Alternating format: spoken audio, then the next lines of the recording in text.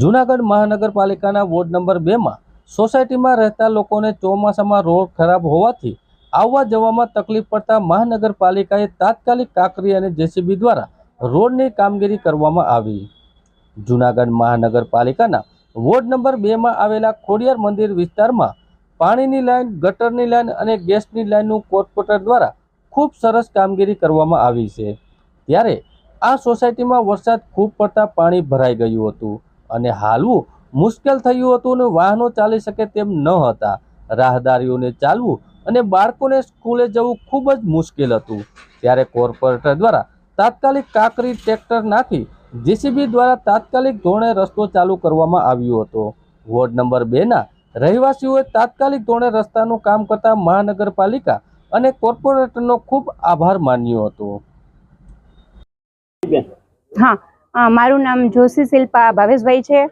खोडियार नगर खामथोड़ road पर अमे रहीए छीए अने अमारा एरिया में गैस कनेक्शन आवी गयुं छे, पाणीनी पाइपलाइनो आवी गई छे अने अत्यारे तो के आ वरसादना कारणे खूब कीचकाण थाय छे तो बाळकोने, जेन्ट्सने, लेडीजने आवा जवामां जे तकलीफ पड़े छे तो अत्यारे अमारा एरिया वोर्ड नंबर 2 में जे कंई छे ए लोकोए सारी एवी मेहनत करी छे અને ટ્રેક્ટર નખાવ્યા છે ને હાલવા ચાલવાની સગવડતા થાય એના માટેની વ્યવસ્થા કરી આપી છે।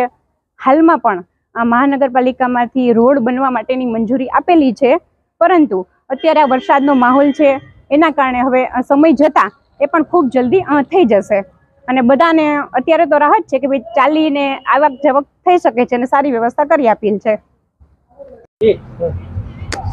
મારું નામ મહેતા વિજયભાઈ છે, ખોડિયાર નગરનો રહેવાસી છું। વોર્ડ નંબર 2 માં અમારા વોર્ડની અંદર એકદમ કમ્પ્લીટ કામ થાય છે। પાણીની લાઈન અને ભૂગર્ભ ગટરની લાઈન અને અમારા કોર્પોરેટર છે કિરીટભાઈ બીંબા ઉપે મુન્નાભાઈ જે રીતના 108ની સ્પીડે અમારું કામગીરી અને અમારે તમે જોઈ પાછળ કે અમારું અત્યારે જો કાકડીનું કામ એક્ઝેક્ટ પ્રોપર રીતના થાય છે અને બધું કામ ટાઈમ ટુ ટાઈમ અને અમારા કોર્પોરેટર શ્રી મુન્નાભાઈનું કામગીરી ખૂબ સરસ છે।